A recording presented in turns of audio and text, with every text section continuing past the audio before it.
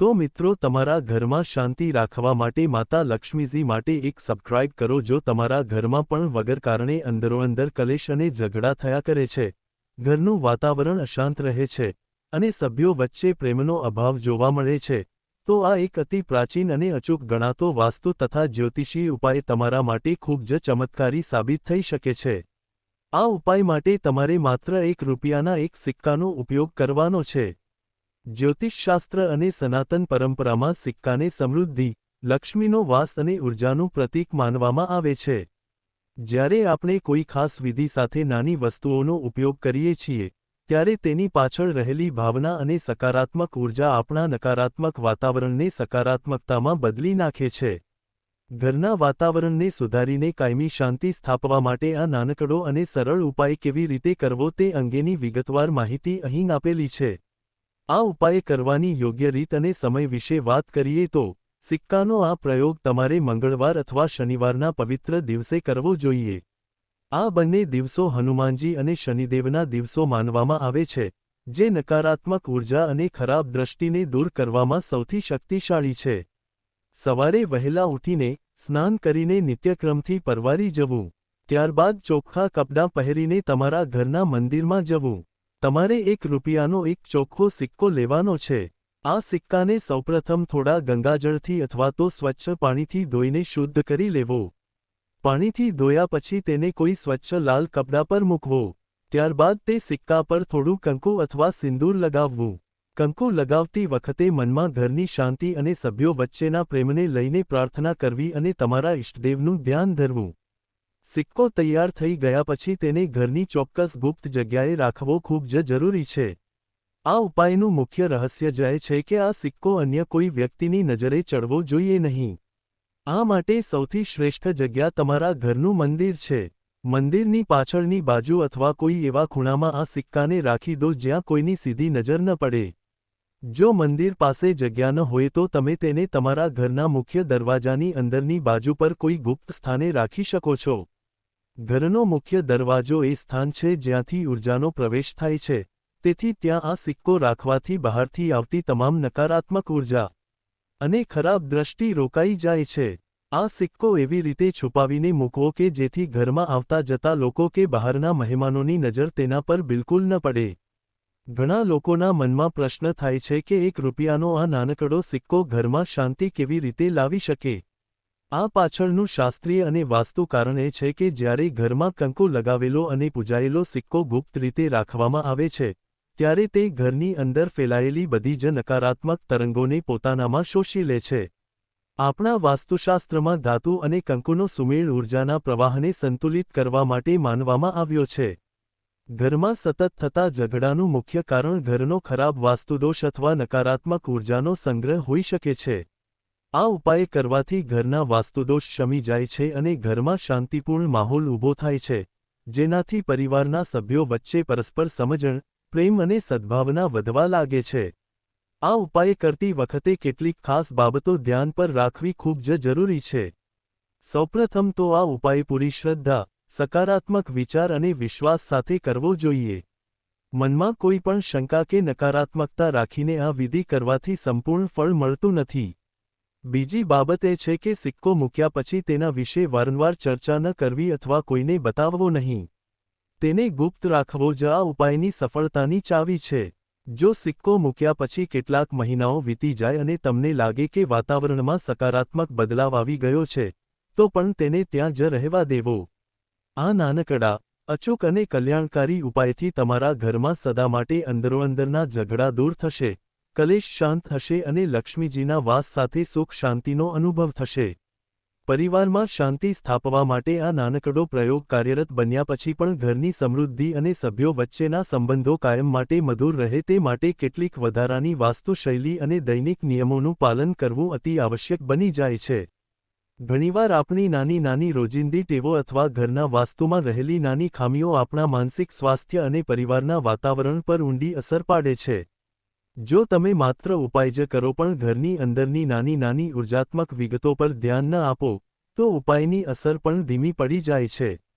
તેથી, આ ગુપ્ત સિક્કાના ઉપાયની સાથે સાથે જો કેટલીક સરળ દૈનિક ક્રિયાઓ અને વાસ્તુ નિયમો ઉમેરી દેવામાં આવે, તો તેનાથી મળતું ફળ બમણું થઈ જાય છે અને ઘરમાં કોઈ દિવસ અશાંતિનું વાતાવરણ ઊભું થતું નથી.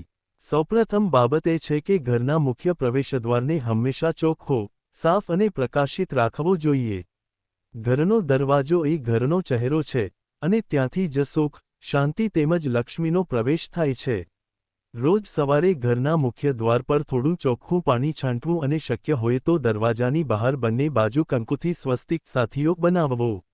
આ નાનકડું કાર્ય કરવાથી કોઈ પણ પ્રકારની નકારાત્મક ઉર્જા કે ખરાબ નજર ઘરમાં પ્રવેશ કરી શકતી નથી.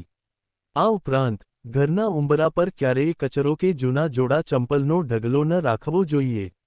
ઉંબરો હંમેશા સાફ અને પવિત્ર રહેવો જોઈએ, કારણ કે અશાંતિ અને કલેશ મોટે ભાગે અસ્વચ્છ જગ્યાઓ અને નકારાત્મક ઉર્જાના પ્રભાવથી જ ઘરમાં પ્રવેશ કરે છે.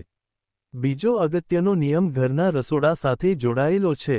સનાતન પરંપરામાં રસોડાને માતા અન્નપૂર્ણાનું સ્થાન માનવામાં આવે છે. ઘરના સભ્યોનું મન અને વિચારો કેવા રહેશે, તેનો સીધો સંબંધ તેઓ કેવું અને કેવી લાગણી સાથે બનાવેલું અન્ન ગ્રહણ કરે છે તેના પર હોય છે.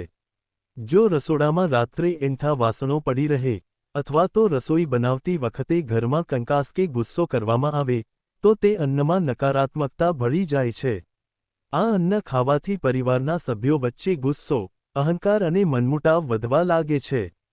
તેથી હંમેશા રસોઈ બનાવતી વખતે મનમાં સકારાત્મક વિચારો રાખવા, ઇષ્ટદેવનું સ્મરણ કરવું અને રાત્રે સૂતા પહેલાં રસોડું સંપૂર્ણ સાફ કરી દેવું.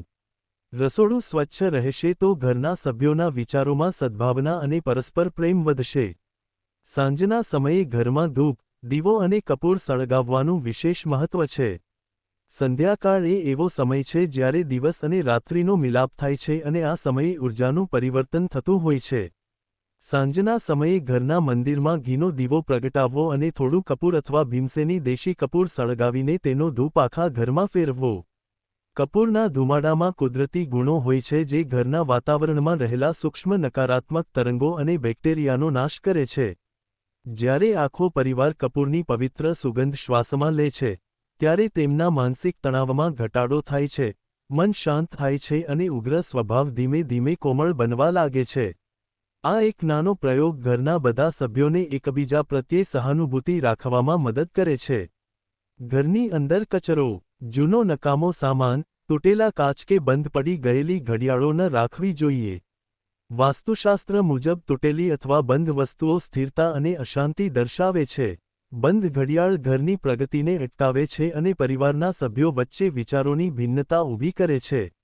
જો ઘરમાં આવી વસ્તુઓ હોય, તો તેને તરત જ બહાર ફેંકી દેવી અથવા સમારકામ કરાવી લેવું.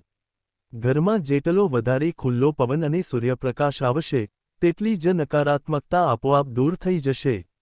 રવિવારના દિવસે અથવા અઠવાડિયામાં એકવાર ઘરમાં પોતું કરતી વખતે પાણીમાં થોડું ખારું મીઠું, સિંધવ મીઠું ઉમેરીને પોતું કરવું. મીઠું એ નકારાત્મક ઉર્જાને પોતાની તરફ ખેંચી લેવા માટે અતિ શક્તિશાળી તત્વ છે. છેલ્લે, પરિવારના સભ્યો વચ્ચેનું વર્તન અને સંવાદ જ ઘરને સ્વર્ગ કે નરક બનાવી શકે છે. કોઈપણ ઉપાય કે પૂજા વિધિ આપણી ઉર્જાને સુધારી શકે છે, પરંતુ એકબીજા પ્રત્યેનો આદર અને સહનશીલતા તો આપણે પોતે જ કેળવવી પડશે. ઘરના સભ્યોએ એકબીજાની વાત સાંભળવાની ટેવ પાડવી જોઈએ, નાની નાની બાબતો પર પ્રતિક્રિયા આપવાનું ટાળવું જોઈએ અને સાથે મળીને ભોજન કરવાનો પ્રયાસ કરવો જોઈએ.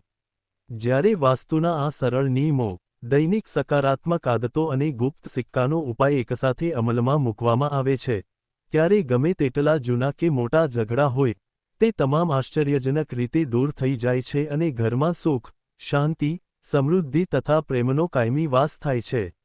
ઘરમાં સુખ, શાંતિ, સ્થિરતા અને સકારાત્મક ઉર્જાનો કાયમી પ્રવાહ જાળવી રાખવા માટે વાસ્તુ અને ધાર્મિક શ્રદ્ધા ઉપરાંત આપણા વિચારો, ભાવનાઓ અને પરસ્પર સંબંધોનું સંતુલન પણ તેટલું જ મહત્વપૂર્ણ છે.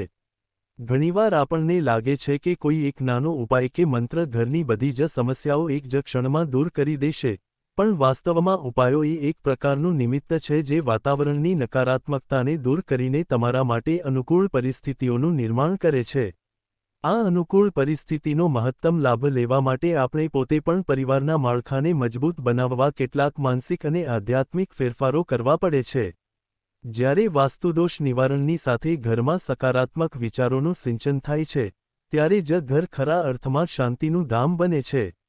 પરિવારમાં અંદરોઅંદર થતા વિવાદોનું બીજું સૌથી મોટું કારણ ગ્રહદોષ અને ઘરના કુંડળીગત સમીકરણો પણ હોય છે.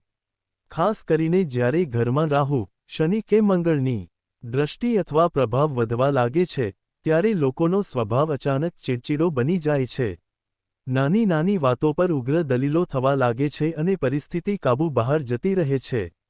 આ પરિસ્થિતિને નિયંત્રણમાં લાવવા માટે ગુપ્ત સિક્કાના ઉપાયની સાથે ઘરના ઉત્તર પૂર્વ ખૂણા, ઈશાન ખૂણો પર ખાસ ધ્યાન આપવું જોઈએ. ઈશાન ખૂણો એ ભગવાન શિવ અને ગુરુ ગ્રહનું સ્થાન ગણાય છે. આ ખૂણાને હંમેશા સાફ, હળવો અને પવિત્ર રાખવો જોઈએ. ત્યાં ક્યારેય ભારે સામાન, કચરાપેટી કે જૂના વાસણો ન મૂકવા. જો ઈશાન ખૂણામાં નકારાત્મકતા હશે તો ઘરના વડીલો અને બાળકો વચ્ચે ક્યારેય વાઇબ્સ મેચ થશે નહીં અને વિચારોનું ઘર્ષણ સતત ચાલુ રહેશે. આ ઉપરાંત, ઘરના સભ્યોના સૂવાની દિશા પણ તેમની માનસિક શાંતિ પર ખૂબ મોટી અસર કરે છે.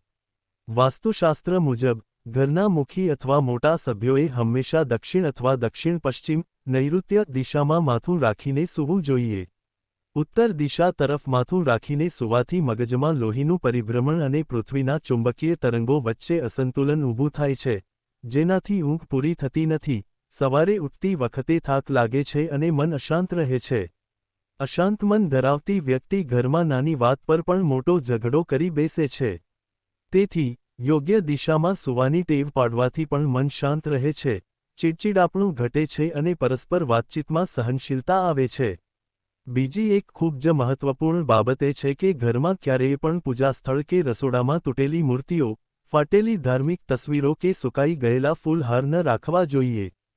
સુકાઈ ગયેલા ફૂલો ઘરમાં નિર્સતા અને નકારાત્મકતા વધારે છે. રોજ સવારે પૂજા કર્યા પછી જૂના ફૂલોને માનપૂર્વક હટાવી લેવા અને તેને કોઈ ઝાડના મૂળમાં અથવા જળમાં પધરાવી દેવા.